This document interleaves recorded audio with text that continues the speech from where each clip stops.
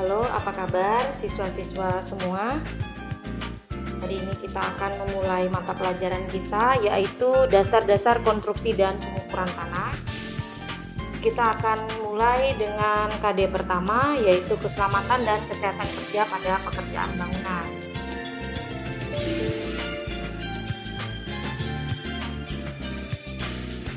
Pengertian tentang K3 yang pertama itu ada secara filosofis dan ada secara keilmuan.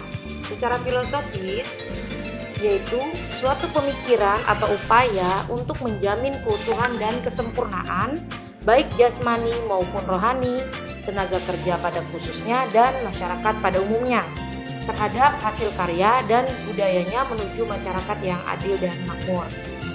Secara keilmuan adalah ilmu pengetahuan dan penerapannya dalam usaha mencegah kemungkinan terjadinya kecelakaan dan penyakit akibat kerja.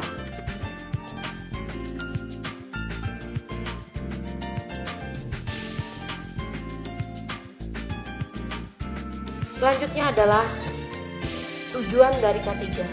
Tujuan dari K3 yang pertama, melindungi kesehatan, keamanan dan keselamatan dari tenaga kerja. Kemudian, meningkatkan efisiensi kerja.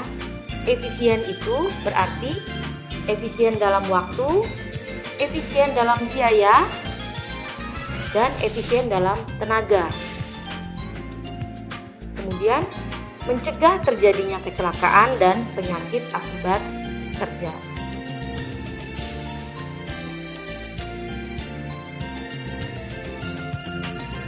Sasaran yang pertama adalah menjamin keselamatan pekerja. Jadi, keselamatan bagi para pekerjanya.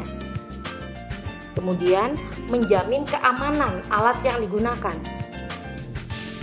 Alat-alat yang digunakan oleh pekerja harus alat yang standar, yang digunakan dan tidak mengakibatkan terlukanya bagi pekerja.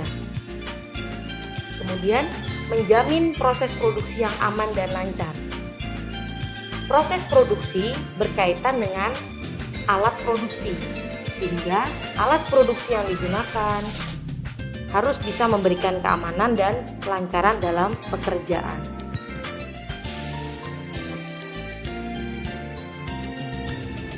Selanjutnya adalah norma-norma yang harus dipahami dalam K3. Norma atau aturan yang berkaitan dengan keselamatan dan kesehatan kerja diterapkan untuk melindungi tenaga kerja, risiko kecelakaan dan penyakit kerja. Tujuan norma-norma K3 adalah agar terjadi keseimbangan dari pihak perusahaan yang dapat menjamin keselamatan bagi pekerjanya.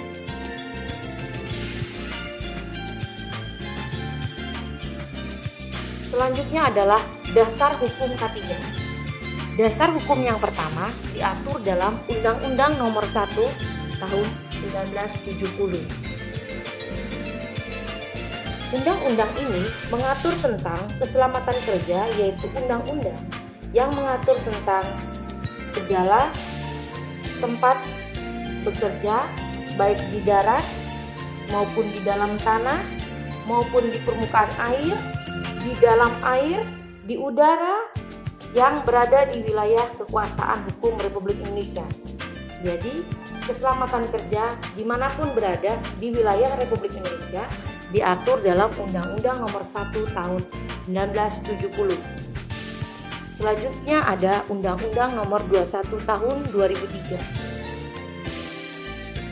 Tersebut mengenai pengawasan ketenagakerjaan dalam industri dan perdagangan. Jadi, dalam industri dan perdagangan diatur dalam Undang-Undang Nomor 21 Tahun 2003 tentang keselamatan kerja. Undang-Undang Nomor 13 Tahun 2003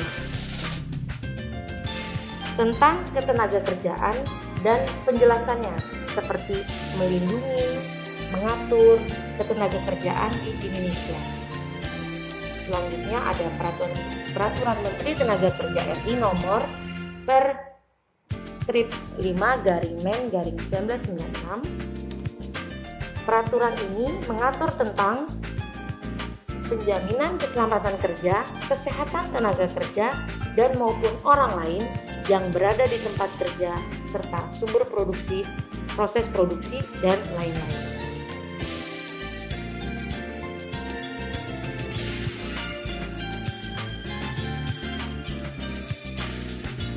Hambatan dari penerapan K3. Hambatan yang pertama itu biasanya dari sisi pekerja.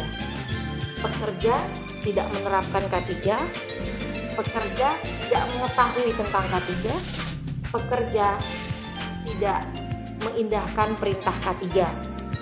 Kemudian ada tuntutan pekerja masih pada tingkatan dasar. Jadi tuntutan pekerjaan kita itu memang didasarkan pada kebutuhan, sehingga mereka lebih memikirkan bekerja dan mendapatkan gaji tanpa memikirkan bekerja, menjaga keselamatan, tidak menjadi tuntutan utama bagi pekerja. Kemudian, banyak pekerja tidak menuntut jaminan K3 karena SDM yang masih rendah. Ini berkaitan dengan apabila pekerja mengalami kecelakaan kerja,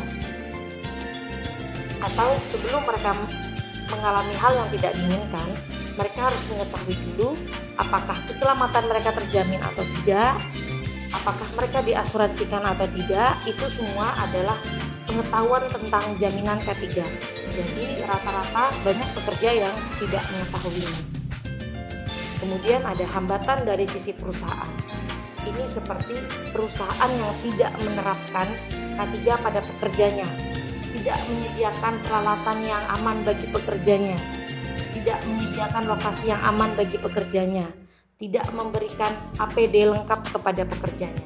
APD adalah alat pelindung diri yang digunakan untuk pekerja pada saat bekerja di lapangan maupun di dalam ruang.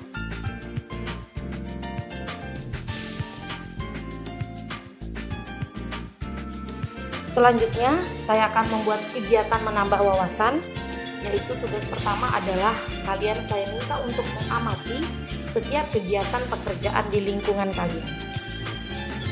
Contohnya, apabila di dekat rumah kalian itu ada pekerja yang sedang membangun, misalkan itu membangun rumah, membangun kantor atau apapun, atau dia sedang di dekat rumahmu ada industri, dia sedang bekerja di depan mesin, seperti itu. Kemudian kalian tulis, adakah potensi kejadian yang bisa menimbulkan kecelakaan dari yang kalian lihat. Kemudian tulislah upaya apa saja yang harus dilakukan untuk menanggulangi kecelakaan kerja.